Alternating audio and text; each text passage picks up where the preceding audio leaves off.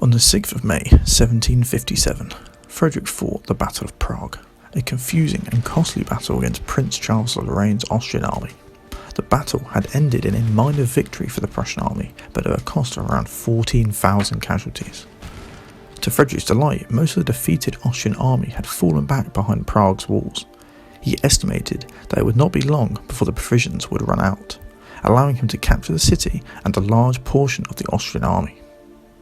But another Austrian force, under Marshal Daun, had been ordered to relieve the siege of Prague. Therefore, Prince Charles would remain in the position and await assistance. Frederick was aware of this threat and ordered the Duke of Bevern and 18,000 troops to attempt to keep Daun at bay. The bombardment of Prague continued into early June, but to limited effect. Frederick now believed the defenders had sufficient stocks to last until the end of July, when in reality the city could only last another week or two, forcing Daun to attempt to give battle, in an attempt to relieve Prague. In response, Frederick, accompanied by a few thousand men, set off to join Bevern near Kolin. Frederick was not seeking a major battle with the Austrians, he was determined to keep Daun in eastern Bohemia. But to Frederick's surprise, Daun's Austrian army of 60,000 troops began its advance on the 13th of June. Bevern ordered a withdrawal back towards Prague to join out of Frederick's reinforcements and to find a better defensive position.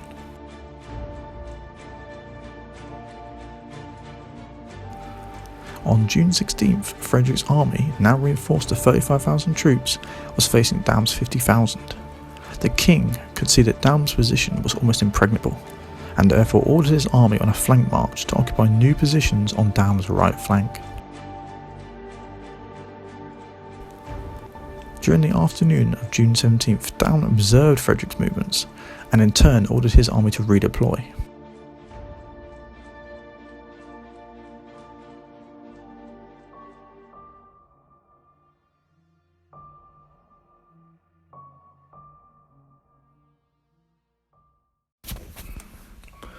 Daun's army occupied a strong position, with streams anchoring both flanks and a large hill in his centre. The latter would allow Daun to conceal any reserves and their movements throughout the battle. Also, it is important to note that this was familiar ground to the Austrians, being used for training the year before. The Austrian left flank, commanded by Stambach, consists of around 9,000 infantry, including over 2,000 Grenzers acting as a screen. These infantry brigades are also supported by around 16 field guns and just under 4,000 cavalry to their rear, mostly made up of dragoons. The centre, commanded by Marshal, is positioned on the high ground. 11,000 infantry and 3,000 cavalry, supported by the bulk of the Austrian artillery, mustering over 60 guns in the centre of the battlefield.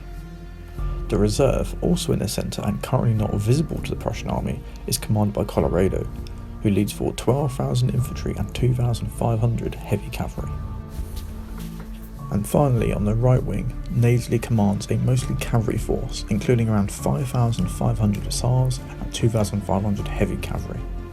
His wing also includes a detachment of grenadiers in the oak wood of just under 1,500 men. Overall, Daun's army stands at 52,000 men, including 34,000 infantry and 18,000 cavalry, supported by 154 artillery pieces.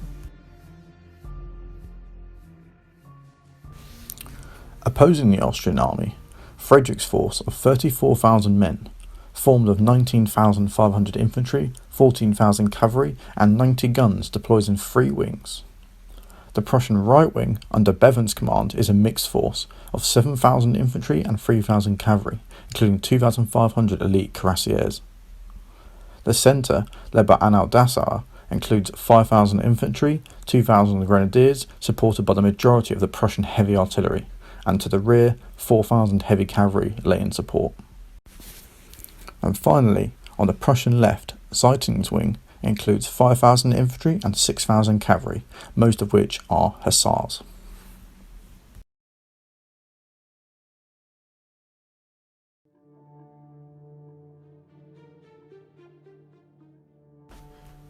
The battle begins, with most of the Prussian forces still marching into position. Hulsen's infantry on the Prussian left marches through a wood in an attempt to flank the Austrian line, but to their surprise, the Austrians' line continue east, and Halson's men come under heavy fire from both artillery and muskets. Ziethen's cavalry on the left attempted to support the infantry attack by charging the opposing Austrian cavalry under Nadesley. They initially managed to force the Austrian cavalry back. Meanwhile, Frederick, on seeing the fighting unfold, ordered Prince Moritz of Old-Dessauer to attack the main Austrian position on the high ground. He initially argued with his king over these orders, but eventually led his troops forward nonetheless. These Prussians came under heavy fire from artillery on the heights. On the right flank, Bevern launched his infantry against the strong Austrian positions, but failed to make any gains.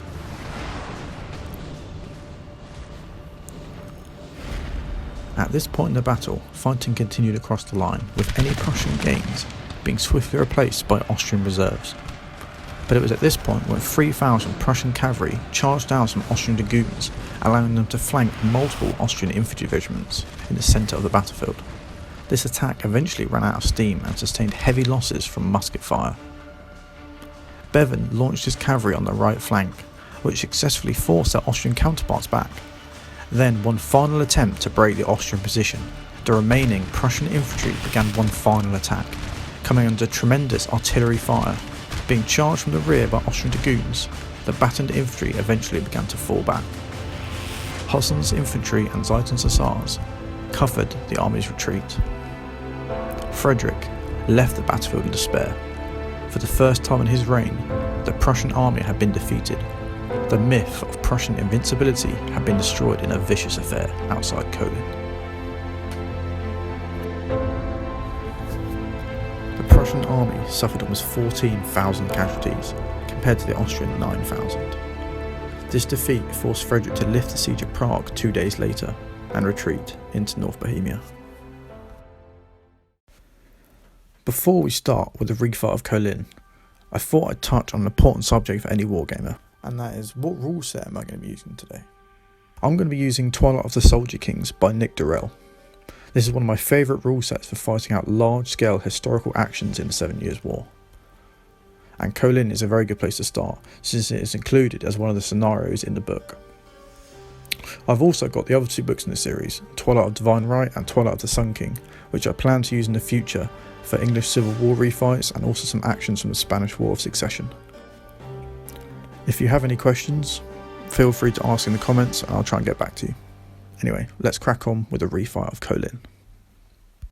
For this refight, I'm going to slightly adjust from the historical plan and focus the Prussian efforts on the Austrian left, beginning the attack towards the left centre of the Austrian line, with a unit of grenadiers leading the way, and hopefully force the Austrians to reinforce this position, allowing the rest of the Prussian infantry to make some gains on the right. The battle begins with the Prussian infantry attempting to sweep the Austrian Grenzers from their path. This initially goes well for the Prussians, as they do well on their morale checks. It's not long before the Prussian infantry reach the Austrian line.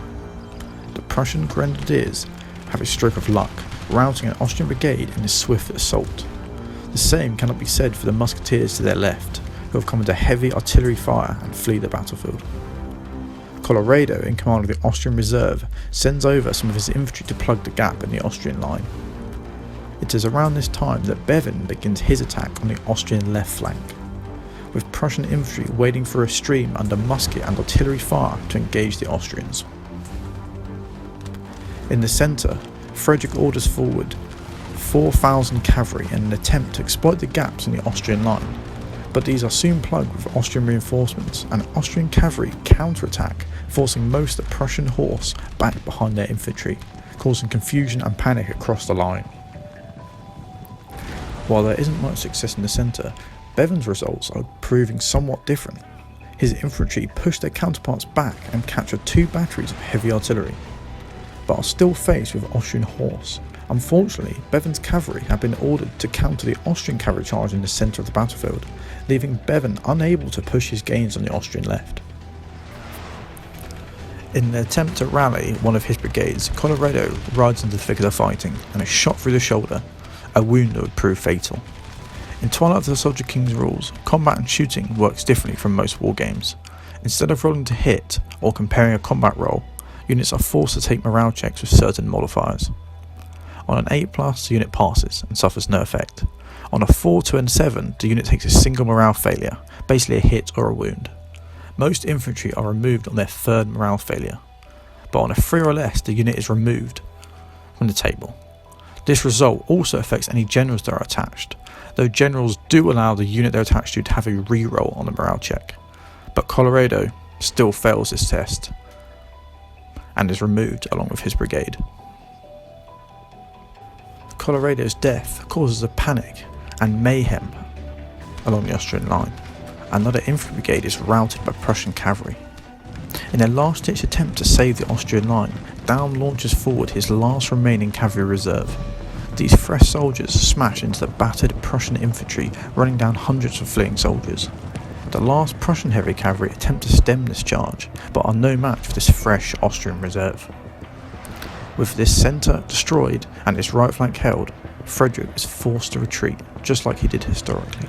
But in my Battle of Kolin, the Prussians have actually inflicted more losses on the Austrians than they took themselves. Though arguably not as disastrous as the historical result, this is still a defeat, which has ended the Prussian invincibility. Thanks for watching this Battle of Kolin Refight. I hope you enjoyed the new format. I'm currently planning on refighting the Battle of Prague in the upcoming weeks, and hope to have that video out soon for you.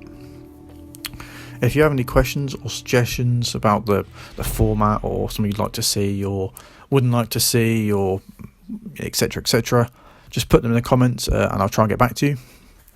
Yeah, thanks again, and I hope I'll see you in the next one.